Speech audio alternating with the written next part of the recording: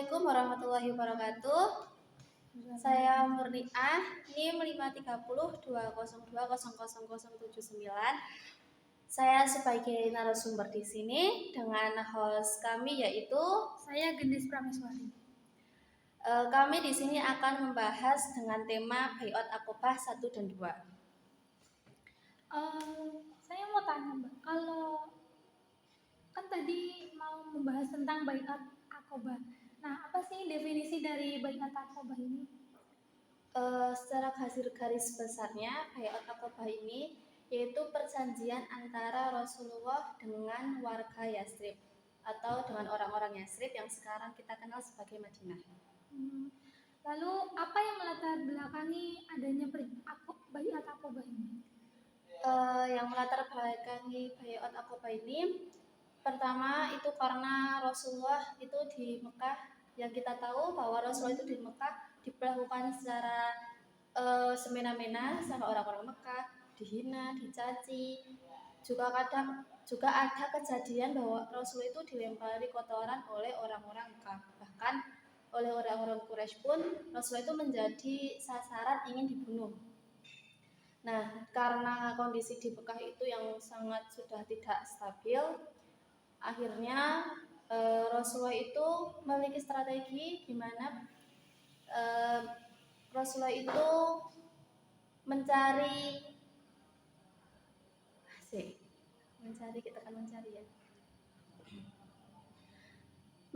pasukan. Nah, dengan cara Rasulullah itu mendakwai orang-orang Yasrib. Nah, hal inilah yang menjadi cikal bakal atau bermulanya Rasulullah itu hijrah ke Madinah. Terus, siapakah yang memperkenalkan Islam ke Yasrib? Nah, setelah Rasulullah itu mengislamkan beberapa orang dari Yasrib terlebih dahulu, itu Rasulullah itu mendeklarasikan atau Rasulullah mengirim delegasi ke Yasrib atau Madinah untuk menyebarkan Islam di sana, yaitu bernama Mus'ab bin Umair. Nah, di sana itu Mus'ab bin Umair bisa mendakwai dan mengislamkan kepala suku di sana. Akhirnya kan kepala sukunya sudah masuk Islam kan, otomatis kaumnya pun akhirnya masuk Islam semua. Nah, itu menjadi salah satu kemenangan Islam di Madinah. Kemudian siapa saja yang terlibat dalam Baiat Aqobah kedua? Setelah Baiat Aqobah yang pertama, yang akhirnya Rasulullah dapat mengislamkan beberapa orang, yaitu ada sekitar 12 orang, terus dibaiat. Terjadilah baiat yang pertama. Terus yang baiat yang kedua ini ada 73 laki-laki dari golongan Madinah, terus 2 orang wanita. Nah, jumlahnya kan 75. Itu datang dari Madinah ke Mekah ingin bertemu dengan Rasulullah. Nah, karena pada saat itu kan masih melewati orang-orang Mekah kan, bertemu Rasulullah sampai di Mekah.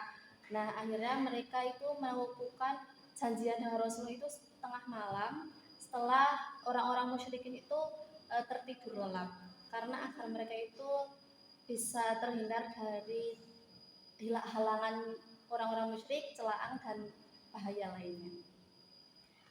Kemudian kenapa dinamakan Baiat Aqobah? Nah, itu nyambung yang tadi Mbak. Kenapa dinamakan Baiat Aqobah?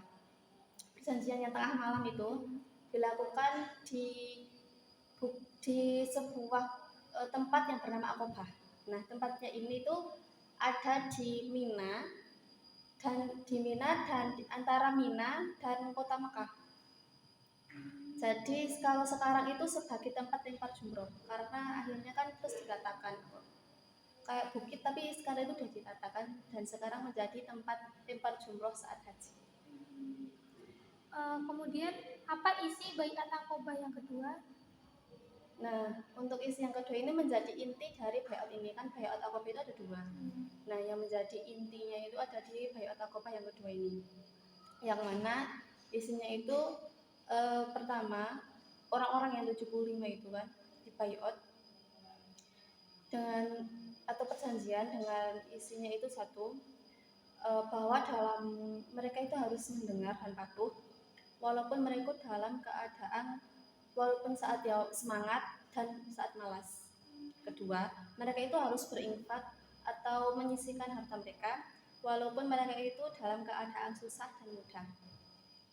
Terus ketiga, mereka itu harus melakukan hal-hal yang ma'ruf. Tidak boleh melakukan hal-hal yang mungkar walaupun mengatasnamakan Rasulullah atau dengan alasan demi Rasulullah, itu tidak boleh. Nah, terus keempat, mereka itu harus berjalan di jalannya Allah dengan penuh keyakinan dan tidak boleh mencela orang-orang yang mencela mereka. Kemudian yang kelima, itu kan Rasulullah, itu kan rencananya Rasulullah itu nantinya akan hijrah ke Madinah. Nah, isi yang terakhir itu adalah bahwa Rasulullah kalau datang kepada mereka dari Mekah ke Madinah ini, maka mereka itu harus melindungi Rasulullah sebagaimana mereka itu melindungi diri mereka sendiri, istri-istri mereka, dan anak-anak mereka. Terus Rasulullah itu mengatakan bahwa kepada mereka bahwa niscaya surga untuk kalian.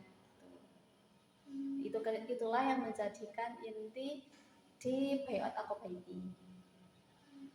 Wah, ternyata memang perjuangan Rasulullah tuh benar-benar memuaskan sekali gitu ya, Kak.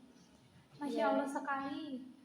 Walaupun sudah dicaci maki tapi tetap teguh dengan pendirian. Ya. Nah, itu kan menjadi setelah itu kan Rasulullah sudah memiliki pasukan di Madinah. Nah, itulah menjadi gerbang utama nantinya Rasulullah hijrah ke Madinah, karena kan di Madinah udah ada pertolongan, jadi Rasulullah aman, tidak seperti ya di Mekah kan ada keluarganya juga yang menolong, tapi kan caciannya kan lebih besar gitu kalau di sana.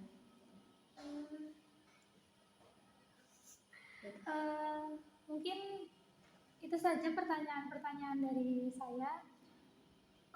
Saya kembalikan kepada Ya, demikianlah pembahasan kita tentang Bai'at Aqabah 1 dan 2 secara garis besarnya seperti itu.